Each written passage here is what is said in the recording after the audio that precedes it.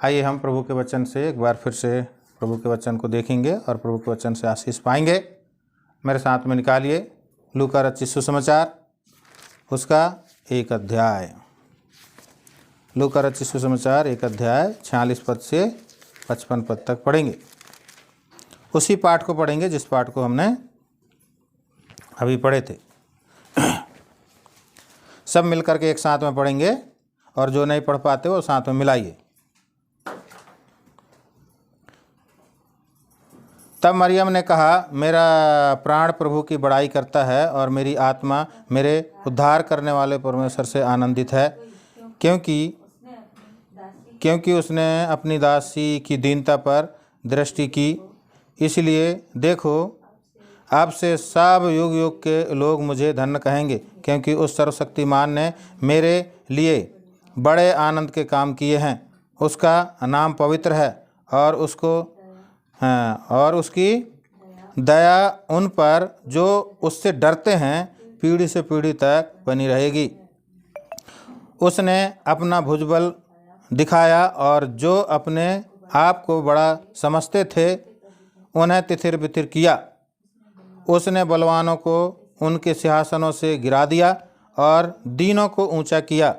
उसने भूखों को अच्छी वस्तु से तृप्त किया और धनवानों को सूसे हाथ लौटा दिया।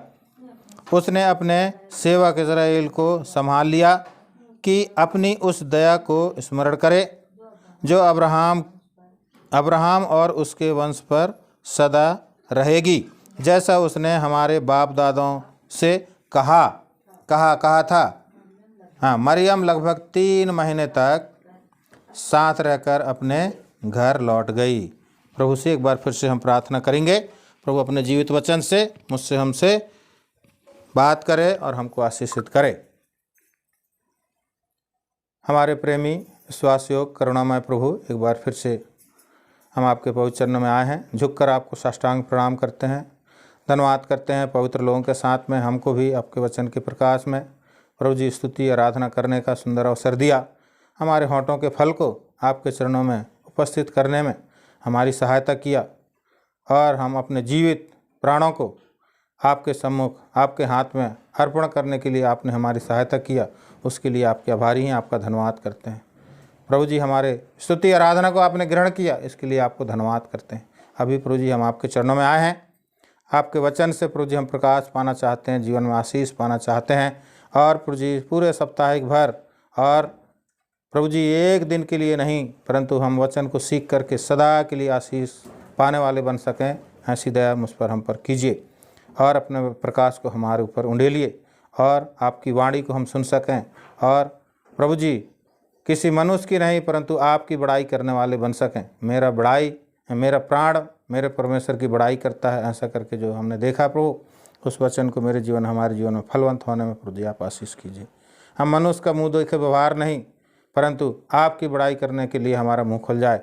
प्रभु जी ऐसे आपसे नम्र विनती करते हैं, क्योंकि प्रभु जी सारे के सारे मुंह बंद किए जाएंगे और सारे ऊंचे बात करने वाले नीचे कर दिए जाएंगे, परंतु सिर्फ और सिर्फ प्रभु यीशु मसीह जो मेमना है और सब में श्रेष्ठ है, वही सबका प्रधान है। उसी की बड़ाई युगान युग तक होती रहेगी। सो प्रभु जी इस भाग में, इस हिस्से में हमको भी अपना भाग और हिस्सा बना लेना है। इस बात को हमको सीखने में प्रभु जी हमारी सहायता कीजिए। प्रभु जी स्तुति आराधना आपके करते हुए हमारी प्रार्थना को प्रभु यीशु मसीह ने सुना, इसके लिए आपको हृदय से धन्यवाद देते हुए धन्यवाद की छोटी सी विनती प्रार्थना को उद्धार करता प्रभु यीशु मसीह के पवित्र नाम के द्वारा चढ़ाते हैं। दया से सुन के ग्रहण कीजिए, आमीन। प्रिय संतो, हमने यहाँ पे एक बार फिर से प्रभु का इस वचन से हमको परमेश्वर अपने अंतिम आशीष के विषय में बातचीत करना चाह रहा है। ठीक है, तो मेरे साथ में पढ़िए तो 53 पद को पढ़िए।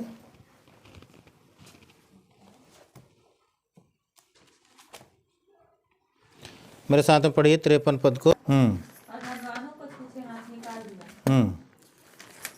देखिए प्रियो, यहाँ पे कितना स्पष्ट और सीधा है। जो परमेश्वर के धार्मिकता, परमेश्वर के प्रेम के भूखे प्यासे हैं। प्रेम ही क्या है? परमेश्वर है, जैसा कि हम वचन में पढ़ते हैं। परमेश्वर जब जिस घर में रहता है तो उस घर में या उस हृदय में सब प्रकार की बुराई क्या हो जाती है, दूर हो जाती, सब प्रकार की कष्ट क्या हो जाती है, दूर हो जाती है। ये बात पर कहाँ तक विश्वास करते हो? क्योंकि एक गीत है हमारे इधर, जिस जीवन में यीशु ना हो उस जीवन किस काम का। क्या? जिस जीवन में यीशु ना हो उस जीवन किस काम का। जिस घर में यीशु मसीह ना हो उस घर किस काम का नहीं कर सके। मेरा बताने का मतलब क्या है, परमेश्वर ने भी इसको बोला है। क्या बोला है? हाँ, मत्ती रचित सुसमाचार 5 अध्याय में आइए। हाँ पढ़िए। धन्य है वे जो धार्मिकता के भूखे और प्यासे, धन्य वे हैं जो धार्मिकता के भूखे और प्यासे हैं, क्योंकि वे तृप्त किए जाएंगे। क्योंकि वे तृप्त किए जाएंगे। कौन तृप्त करेगा? प्रभु यीशु मसीह तृप्त करेगा। हैं? हम 53 पद में क्या पढ़े हैं? 53 पद में पढ़े हैं, उसने भूखों को अच्छी वस्तुओं से तृप्त किया और धनवानों को और अहंकारियों को और हाँ उनको क्या कर दिया? छूछे हाथ लौटा दिया। जाओ भैया। प्रभु यीशु मसीह ने क्या कहा? मैं धर्मियों को बुलाने नहीं आया हूं, मैं तो पापियों को बुलाने आया हूं। हैं? और क्या बोला? मैं भले चंगों के लिए नहीं हूं कहता है, मैं तो बीमारों के लिए हूं कहता है। परमेश्वर के वचन को सुनने से उनके जीवन क्या हो गया? आशीषित हो गया। उनके जीवन के सब प्रकार के दुख चला गया, सब प्रकार की समस्या चली गई। ये परमेश्वर का वचन है। यदि हम परमेश्वर के वचन को पढ़ते हैं तो मेरे साथ में पढ़िए लूका रचित सुसमाचार उसका 45 पद को पढ़िए।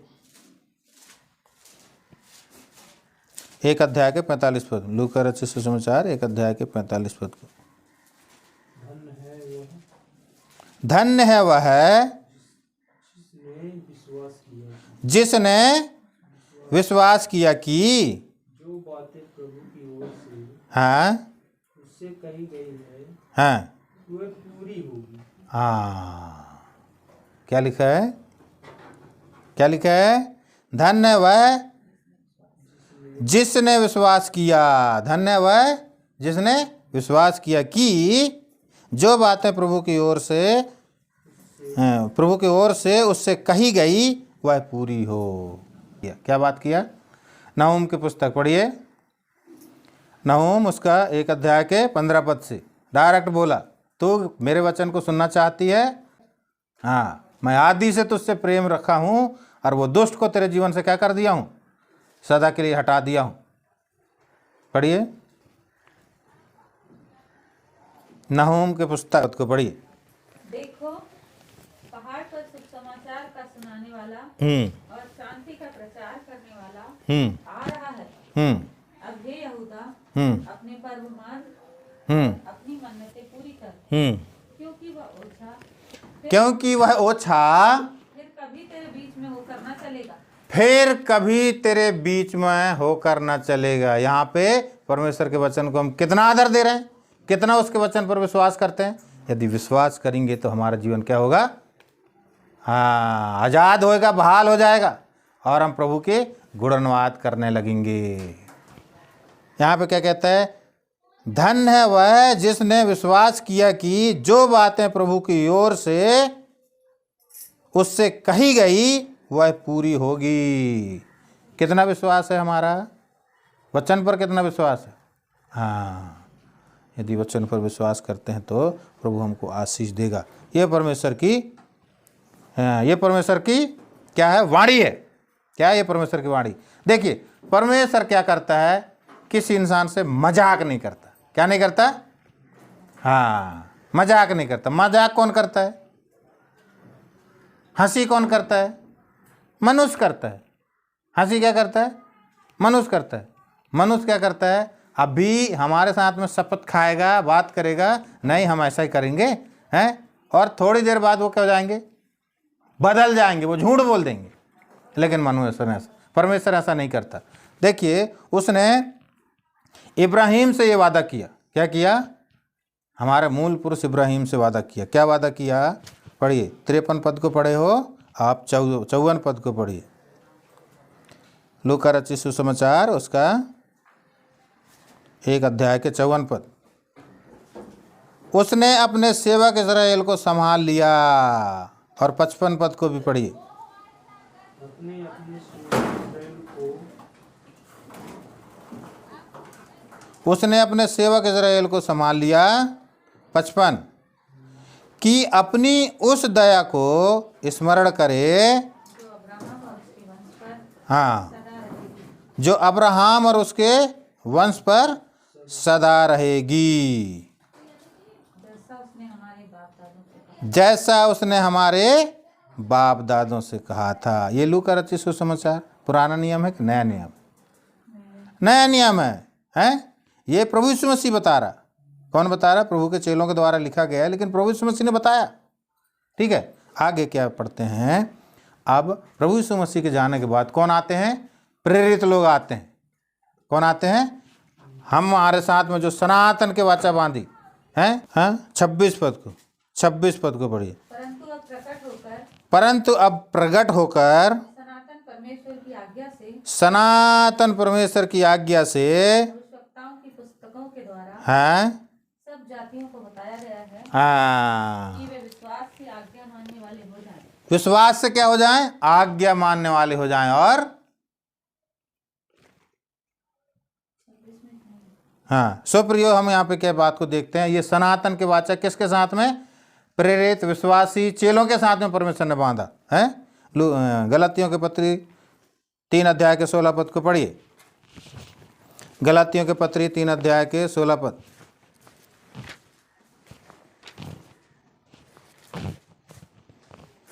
अतः प्रतिज्ञाएं हाँ अब्राहम को और उसके वंश को दी गई।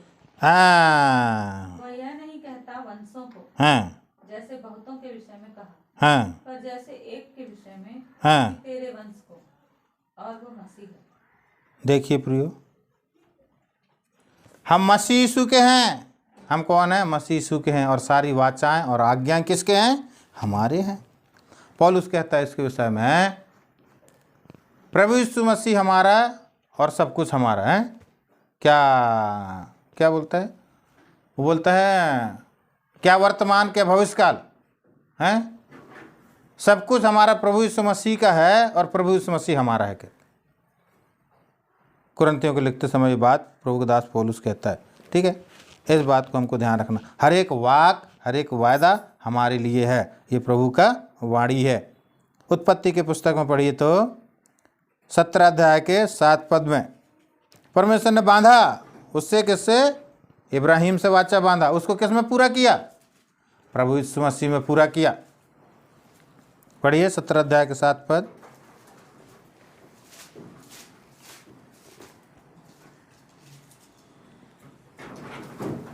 और मैं तेरे साथ और तेरे पश्चात तेरी पीढ़ी पीढ़ी तक हाँ, तेरे वंश के साथ भी इस आशय के युग युग की वाचा बांधता हूँ। देखिए प्रियो, कितना स्पष्ट और सरल और सीधा है।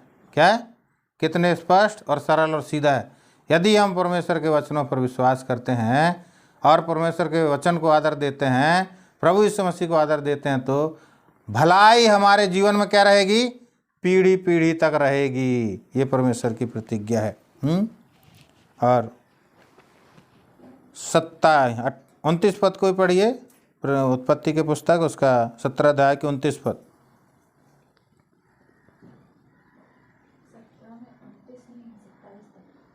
हाँ सॉरी, 19 पद को, 19 पद को पढ़िए। तब परमेश्वर ने कहा, हाँ निश्चय तेरी पत्नी सारा के तुझसे एक पुत्र उत्पन्न होगा, हाँ और तू उसका नाम इसहाक रखना, हाँ और मैं उसके साथ ऐसी वाचा बांधूंगा हाँ जो उसके पश्चात उसके वंश के लिए युग युग की वाचा होगी। हाँ, ये क्या बोलता है? वंश के साथ में सदा की वाचा बंधेगी। कोई भरोसा कर सकता है? इब्राहिम 100 साल का हो गया। 100 साल का जब हो गया तो परमेश्वर ने क्या बोला? तुझे एक पुत्र उत्पन्न होगा। हैं? वो कितने साल तक बदनामी को सहा, कितने साल तक सारा मुंह छुपा के, हैं? आप लोगों को पता होना चाहिए। एक बांझ स्त्री यदि, हैं, आप तो इस क्षेत्र में रहने वाले हो, इस क्षेत्र में तो और जादू छूत अछूत और भावनाएं में जीते थे। हैं? एक बांझ स्त्री को किस रीति से देखते थे? हैं? उसने कितने साल से 25 साल से हैं प्रभु में आने के बाद 25 साल तक उसने इस बदनामी को सही हैं। हमारा तो दम ही टूट जाता है हैं। हमारी छोटी सी प्रार्थना नहीं सुनी गई तो हम नर्वस हो जाते हैं। ये शैतान हमारे जीवन में डालता है, शैतान हमारे मन को खींच लेता है। हम नर्वस हो जाएंगे और प्रभु की बड़ाई नहीं करेंगे। प्रभु की बड़ाई नहीं करेंगे तो शैतान डंका ठोंक देगा, हाँ मैंने अच्छा किया, मैंने अच्छा किया। हाँ खूब प्रभु प्रभु बोलती थी ना,